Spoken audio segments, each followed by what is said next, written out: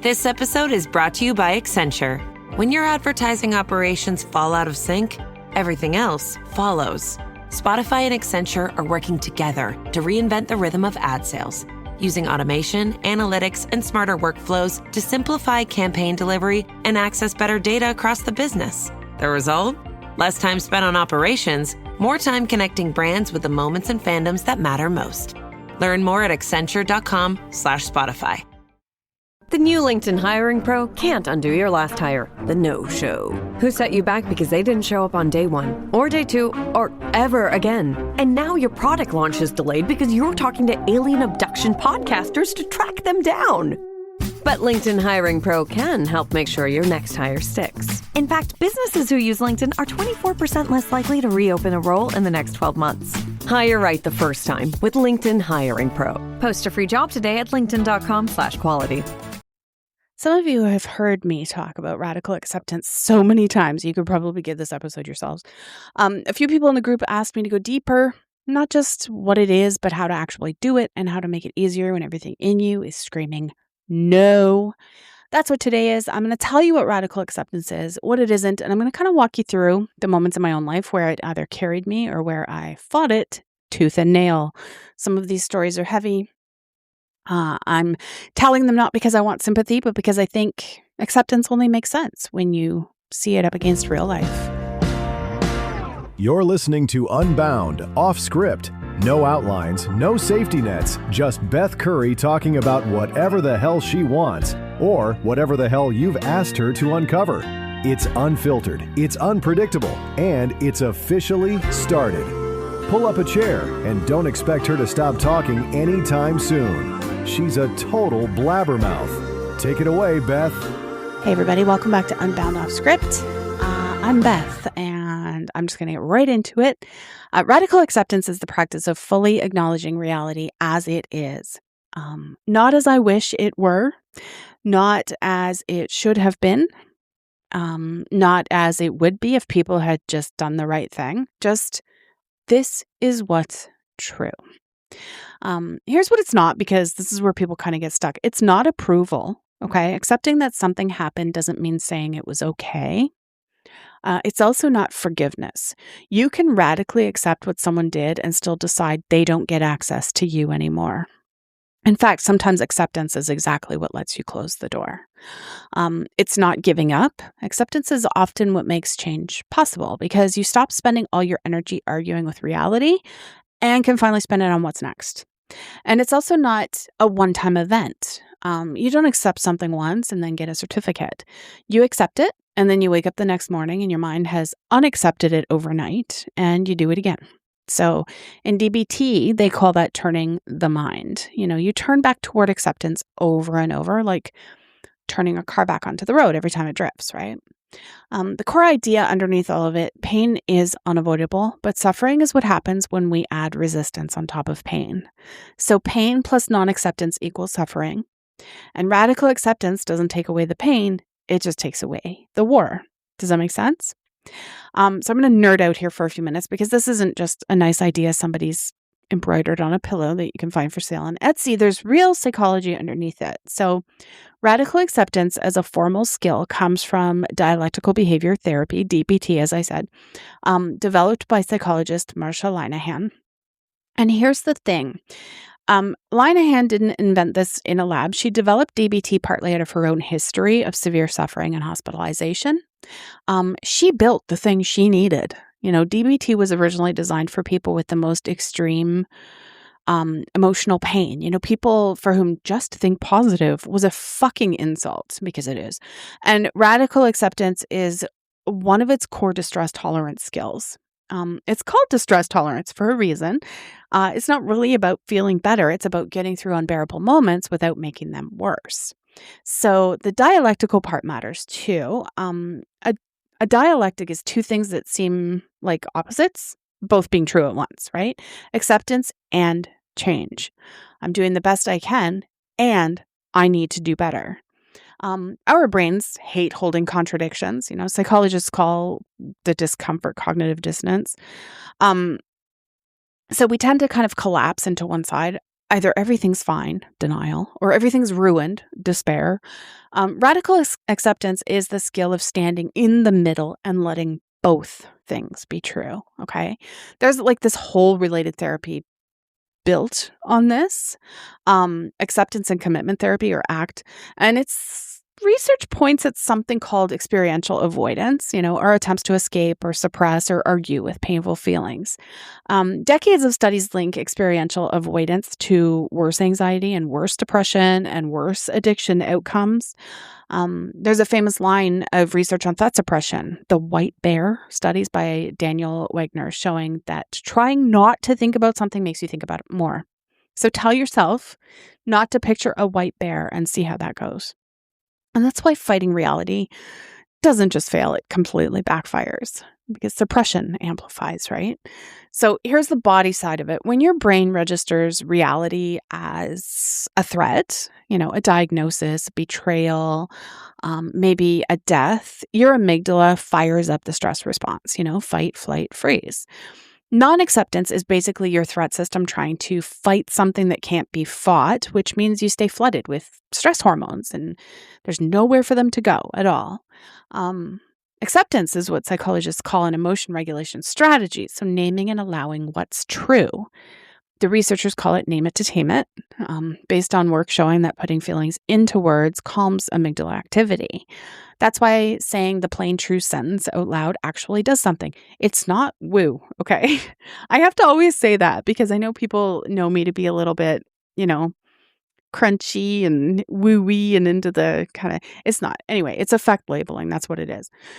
One more, because it changed how I understand grief. Modern grief research has moved away from the old 5 stages idea.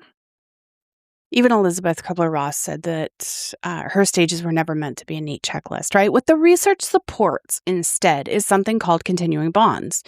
I've talked about this with regards to losing my son.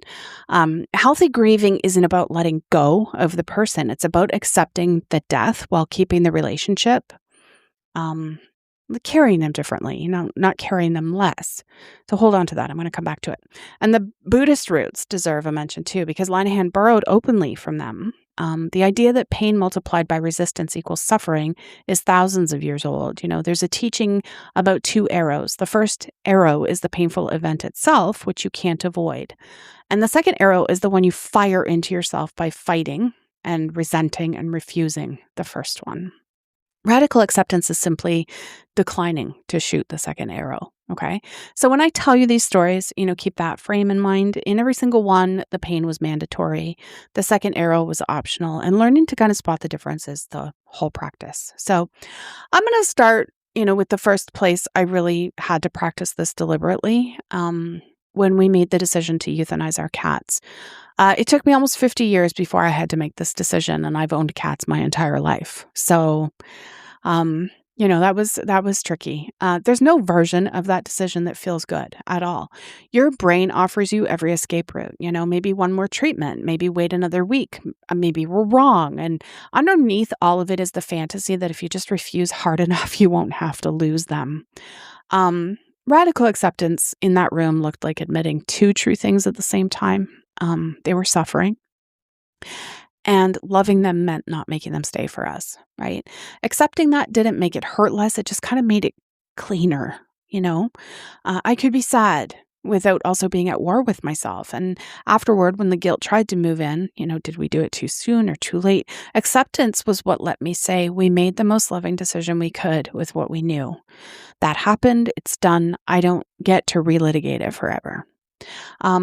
Same like when my dad died, the death was sudden and it came the way that it does in the movies, 2 police officers knocking on my door at 3:00 in the morning. I don't know, like when it happened, I was so firm and direct with the cops. I was just sitting there, and they weren't giving me the answers I needed. They were telling me I had to call the OPP in the town where my parents were. And, I just like, I went into this very flat, like I wasn't emotional, and I wasn't like, it was like I was living outside of my body. Like it was immediate radical acceptance, and of course it hurt. Like I had grief. Grief is where non-acceptance shows up in disguise, right? It shows up as bargaining and replaying conversations and rewriting the last visit, the if onlys. I went through all of those. I'm human. It happened, but not in the first 24 hours. Every if only is your mind refusing to accept that the story ended the way that it did, right? And radical acceptance with my dad, with the exception of that first 24 hours, because it was very, very chaotic, wasn't one big moment. It was just like hundreds of small ones. And it was every time I reached for the phone or remembered. And instead of spiraling into this shouldn't be true, I practiced saying this is true and it hurts. That little sentence, this is true and it hurts, has probably done more for me than anything else, because it holds both. It doesn't ask me to be okay. It just asks me to stop arguing. Now, this next one that I wasn't sure if I wanted to use as an example, but I decided it counts. It's different. This one involves accepting something about a person, and honestly, accepting the dead is sometimes easier than accepting the living. So for years, I had a friend, or someone I thought was a friend. I called her a friend, and I kept going back. Every time she hurt me, I found a reason. Every time I heard what she'd said about me behind my back, I told myself it wasn't that bad, or maybe I misheard, or that things would be different now. And every time I went back, I felt like a pathetic loser for doing it. That shame kind of kept me stuck because I was so busy beating myself up for returning that I never looked clearly at why I kept returning. So radical acceptance here was brutal, and it came in layers. Took a long time. So accepting that she used me. Not our friendship had rough patches. She used me. Accepting that she gossiped about me, and in turn, her friends hurt me. She hurt me. She hurt my family. She hurt my friends. I accept all of that because it happened, and that's that. I accepted that she hasn't changed because even now, even though I don't partake in gossip, things still get back to me. She's still talking, and with the same people. Who started it all, but whatever. I don't care anymore. Like, I honestly don't. Acceptance means I stop being shocked by that, A scorpion stings. That's what it does. My peace can't depend on her becoming someone she's never been, and from where I stand now, never will be. And the hardest layer, accepting my own part in that as well. Not blame, but acceptance. I kept going back. That was real. I wasn't always perfect. I was doing the best I could with what I had and what I was dealing with. And when I have finally accepted my own part without the shame spiral, I could actually get curious about all of it. What need was I trying to meet, or what did I believe about myself that made her treatment feel normal? That's when the going back stopped. And what I want you to hear in this story, radical acceptance is not what kept me in that so-called friendship. Denial kept me in it, and acceptance is what got me out. Another people story too, because it shows kind of a different angle. So my best friend, you know who he is, had a girlfriend who hated me. I know why. I mean, some of you probably know why. I don't know. That was the first acceptance. I was never going to get an explanation in full that satisfied me, and I couldn't argue her out of it. You can't logic someone into liking you. Believe me, I checked. So I made a choice. I stepped back from the friendship with him, one of the most important friendships in my life, because I could see what my presence was doing. It was becoming a weapon she used against him. So I thought, if I remove myself, she'll have no reason to treat him poorly. She treated him poorly anyway. And that was the second, deeper acceptance. My sacrifice didn't control the outcome, right? I gave up something precious to protect him, and it didn't protect him because her behavior was never actually about me. I was just the excuse of the week or whatever. Excuse of the relationship. Who knows? That one stung because it meant sitting with the fact that I'd lost time with him, and it hadn't brought him anything. That relationship has ended now, thankfully, and wow, she would be livid if she knew where he was at now. But I don't get those years back with him. Radical acceptance here means holding all of it. I made the most loving choice I could see at the time. It didn't work the way I hoped. Other people's behavior is not mine to manage, no matter how much I'm willing to give up. And I can grieve the lost time without calling my choice a mistake as well. It was made with love, so much love, and with the information I had. I want to talk about the kind of acceptance that doesn't get to be finished, because I'm going through that too. My mom's dementia.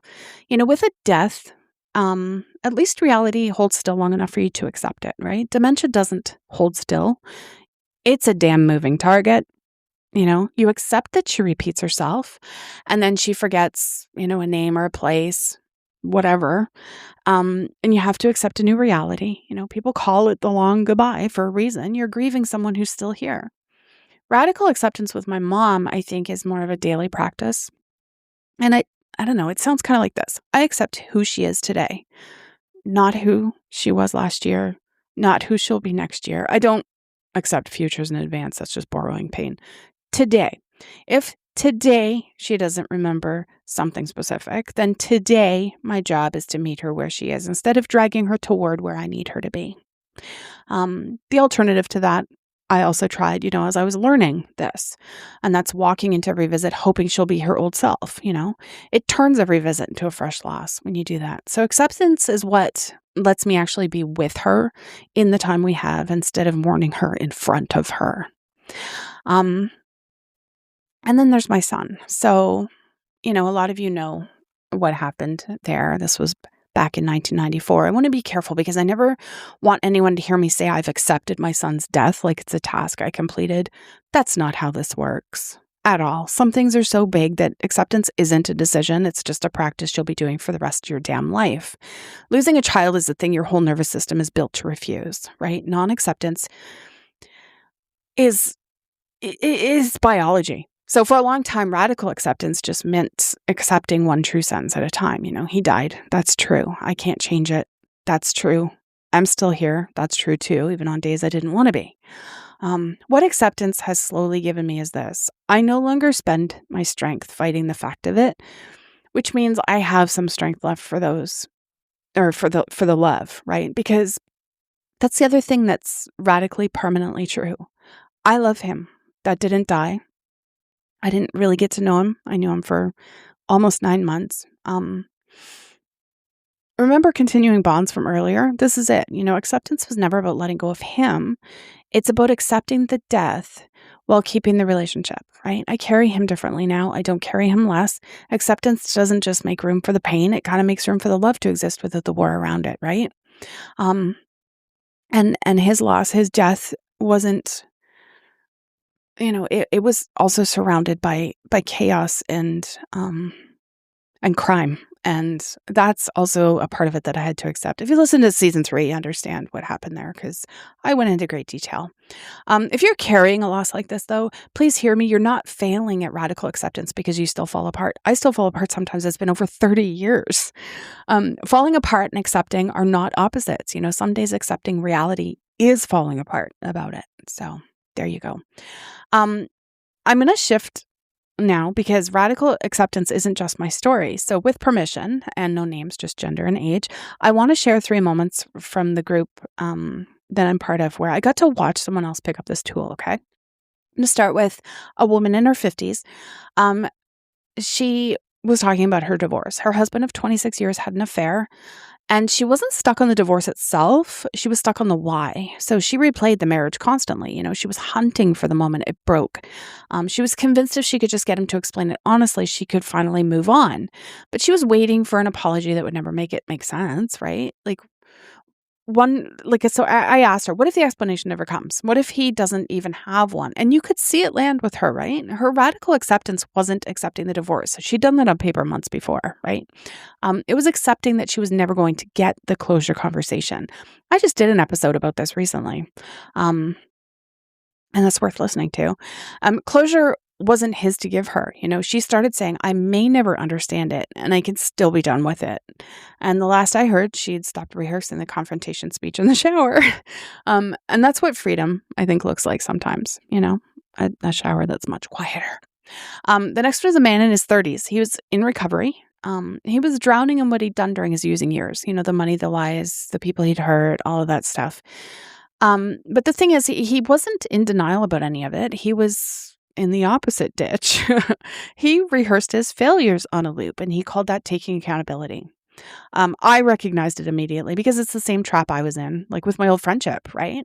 I thought beating myself up was honesty. So I told him what I'd learned. Shame isn't accountability. Shame is non-acceptance pointed inward, refusing to accept that the person who did those things is you and that you're still worthy of a life.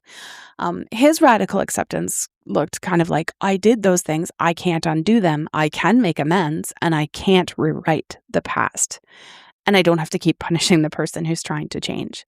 Accepting his own history is what freed up that energy he'd been spending on self-hatred and let him put it into his actual recovery.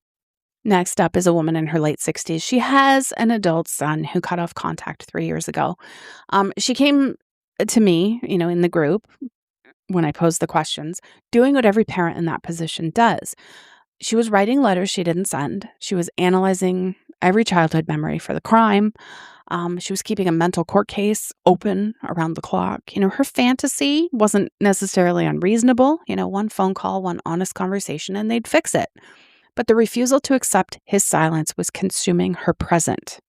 It was affecting her health and her sleep and other relationships that she had with people. And her radical acceptance had 2 parts, and both of them mattered. So part 1, my son is not in contact with me right now, and I cannot force reconciliation. It's not in my control. And part 2, and this is the dialectic, the door stays open. Acceptance didn't mean giving up on him for her, right? It meant she stopped organizing her entire life around a phone that was not ringing, right? She told the group, I accept today's silence. I don't have to accept it forever, just today. That's my mom's dementia lesson in someone else's life, right? Accept today's reality. But definitely don't ever sign a contract with the future. What I love about all 3 of these, none of them accepted their way into liking the situation. The affair still happened. The wreckage of addiction is still real. The son still isn't calling. Radical acceptance changed exactly one thing in each story. It ended the war, right? And ending the war is what gave each of them their life back. So, how do you practice this? Here's what actually worked for me. Not theory, just field notes, okay? Start with your body, not with your thoughts. Non-acceptance lives in the body, okay? Like your clenched jaw or your tight fists, your held breath, your short fuse. I don't know, however it looks. In DBT, there's a skill called willing hands. So literally uncurl your fists and turn your palms open. I'm doing it right now. Drop your shoulders, unclench your jaw. It sounds too simple to work, but try it the next time you're mid-argument with reality, okay? It's very hard to fight the universe with open hands. Believe me. Next up, say the true sentence out loud. Not the whole story, just one plain sentence. My dad died. She's not going to change. He has a girlfriend who dislikes me, and I can't fix that. Speaking it plainly without softening it is a rep, okay? Every rep counts. So do that. Use the phrase, and it hurts. So acceptance statements can feel cold, right? So attach the feeling. This is true, and it hurts. You're not accepting your way out of the pain. You're accepting your way out of the extra pain. Okay? You also want to turn the mind, like I said, expect to do it 10,000 times or more. Okay? Your mind will drift back into this shouldn't be happening. That's just what it does, right? Notice the drift and gently turn back. The turning is the skill. Okay? You don't graduate from it. You're doing it forever. Also, don't accept the future in advance. Like I said, accept today's reality. With my mom, I accept who she is today. I don't pre-grieve next year. Borrowing pain from tomorrow isn't acceptance at all. It's just like suffering on layaway at Kmart or something. You also want to watch for should. So, she shouldn't have done that. He should have stood up for me. This shouldn't have happened. Every should or shouldn't about the past is like a little rebellion against reality, right? You can want things to be different and still accept that they aren't. Those coexist. Okay? Don't forget. You also want to separate acceptance from approval and say it explicitly if you have to. Okay? When I was working through the friendship stuff, I'd literally say, I accept she did this. I do not approve of it. Both are true. That distinction, I think, is what makes acceptance feel safe enough to do, right? You also want to accept your own behavior without the shame chaser. Okay. So going back to someone who hurt you, staying too long, stepping away from a friend, accept that you did it. Shame says, I'm a pathetic loser. Acceptance says, I did that, it was real, and now I get to understand it. And only one of those leads anywhere. And as y'all know, it's not the shame. You also want to let acceptance be ugly. So it's allowed to come with tears and anger and a slammed door. Radical acceptance isn't serenity cosplay. Sometimes it's sobbing. Okay, this is real in a parking lot, right? Like that counts. It actually might even be the truest version of it. I don't know. So anyway, I'm going to wrap this up. Here's where I'm going to leave you. Radical acceptance has walked me through the vet's office, my dad's death, a so-called friendship I had to admit was never a friendship. A friendship I stepped back from out of love, my mom's slow leaving, the loss of my son. It's never once made like any of those things okay, Radical acceptance, it's just, that was never the job of radical acceptance. The job is this. Reality is going to be what it is, whether I accept it or not. The only thing my refusal ever brought me was extra suffering. And acceptance is how I stopped paying that tax, right? You don't have to accept everything today either. Just pick one true sentence and say it out loud and open your hands. And then tomorrow, when your mind takes it back, turn again and do it again. Thank you so much for being here. I hope it helped if you needed any kind of help in this way. I will see you next time. And that brings us to the end of another episode of Unbound Off Script. Someone eventually had to pull the plug because, as you know, Beth will happily keep talking until the sun goes down. Thanks for listening, and we will see you whenever she finally runs out of things to say. I'm Rob, she's a blabbermouth, and we're out.